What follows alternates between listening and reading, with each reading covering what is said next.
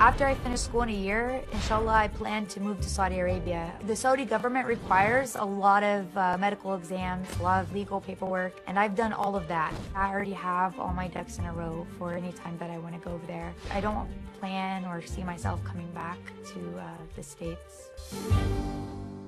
That was Abby, who says she cannot wait to finish school so she can move to Saudi Arabia and never look back.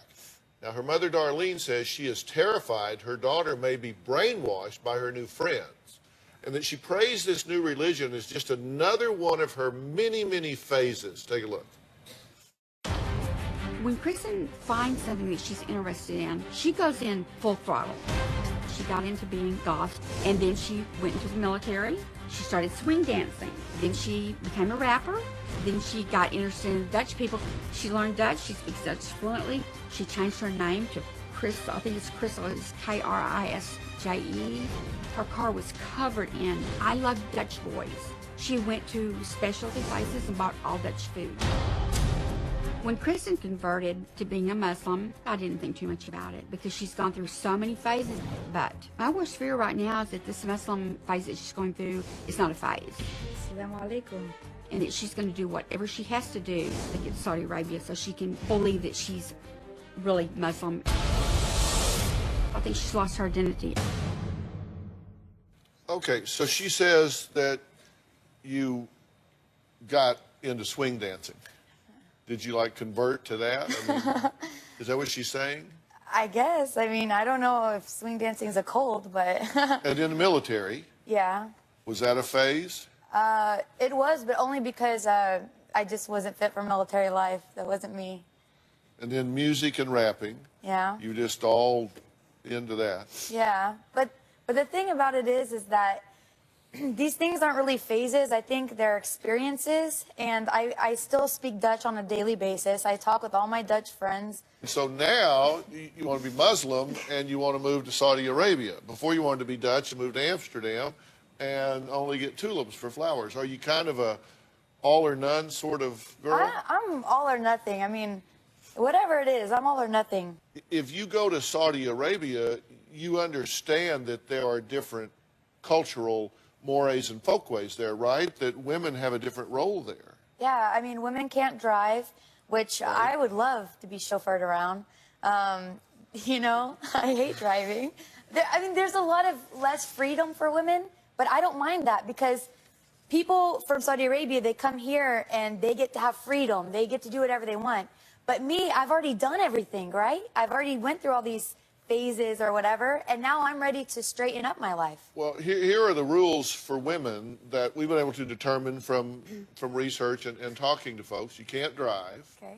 You can't be alone with an unrelated man who is not a sanctioned relative. Okay. And you don't have any relatives over there, so that means you cannot be in the presence of any men alone.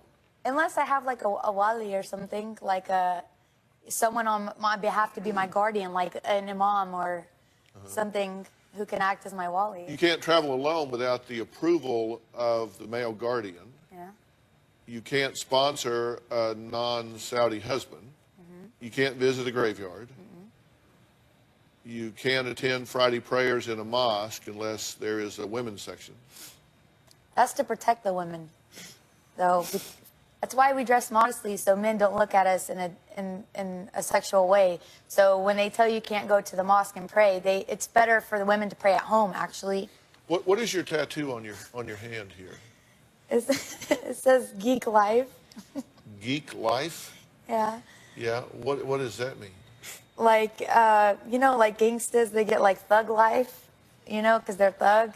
Well, I was on tour, and I wasn't very thug, so I was like, well, I'm a geek. I, like, do computers and stuff, so I don't know. I was stupid. No. Really young. She also has a Christian tattoo. What do you think a Muslim's going to do when they see a Christian tattoo on her? Will there be problems with that? The Islamic community in my city, they reject me a lot. I get talked to pretty harshly by Muslims in my community because of my tattoos. The only problem is that I got them a long time ago, and they're really expensive to remove. And I've tried to save money to remove them. I just can't, and there's nothing I can do about it. It's really expensive. All right, well, we're going to take a break. Is this a legitimate, heartfelt, spiritual conversion, or is Abby rebelling against her family? Should Darlene learn to accept her daughter's new faith? Put yourself in this situation. If you were the mother and this was your daughter, what would your questions be? What would you be thinking? In my city do assume that I'm a terrorist just because I'm wearing like all black and a scarf on my head. I go to grocery stores and people are like, hey, go back to your own country. And I'm like, hey man, I was born and raised in Texas. I think the general public is very racist towards Muslims.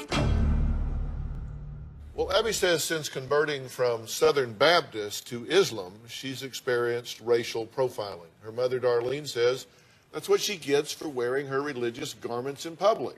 Her mother also says she is the perfect recruit for any terrorist organization. She says her daughter's smart, fluent in 4 languages, a sharpshooter with the military training, and easily manipulated.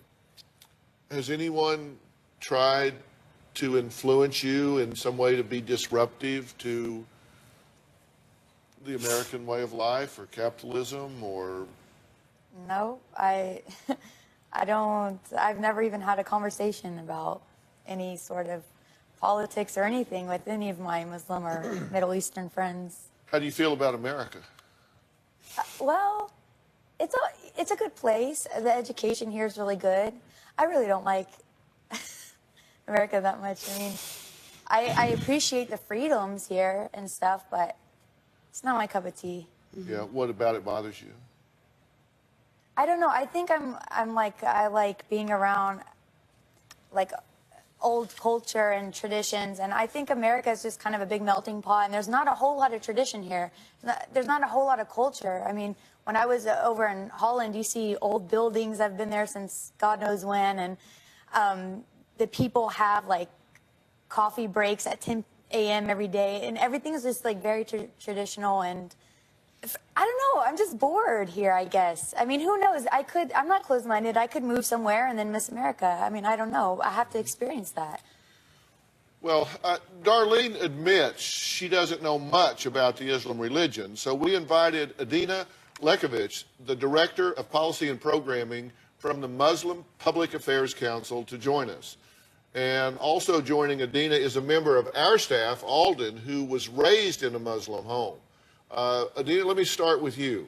There are huge misconceptions about Muslims, correct? I think sometimes politics and culture and religion get swirled together, and we get a misunderstanding out of things. And I'm a mother. I can understand where Darlene is coming from and wanting to protect her child and know where her child is coming from. But when we learn about faiths and other cultures, primarily through television screens and film screens, we're going to get a distorted picture of what's actually going on, when the truth is that Islam is actually an Abrahamic faith. We believe, just like Jews and Christians, in all the same prophets. We believe in God. We believe in the Day of Judgment.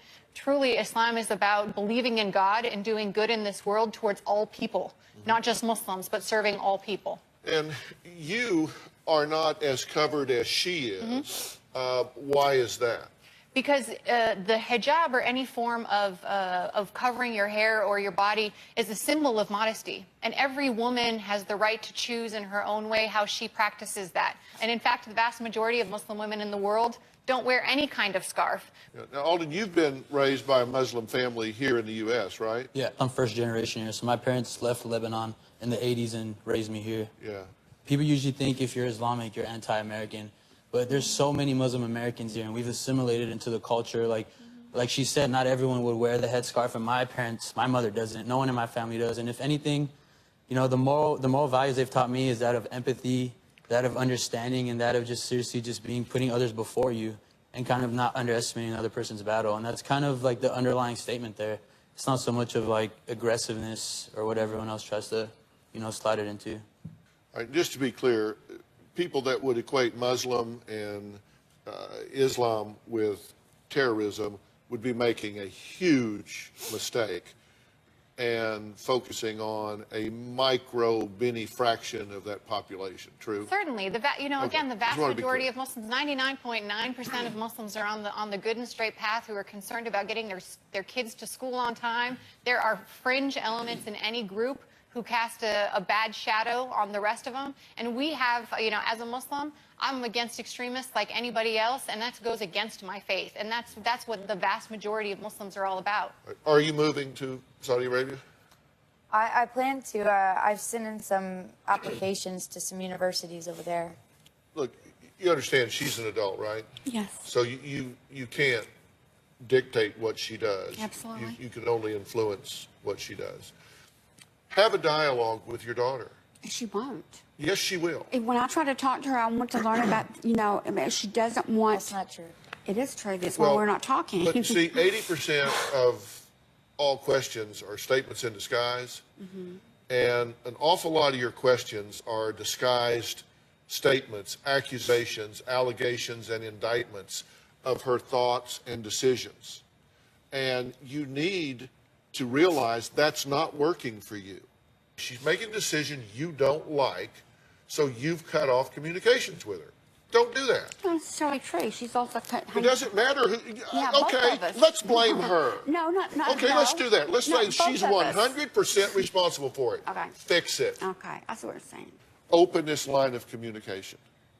Okay? You'll do that? Yes. Right? Yes. Okay. All right, coming up, a woman who says she can relate to Abby, but says she was discriminated against because of her race rather than her religion. She was part of the biggest and most controversial court case in the past decade. We're going to hear what she says really happened in the deliberation room of that case when we come back.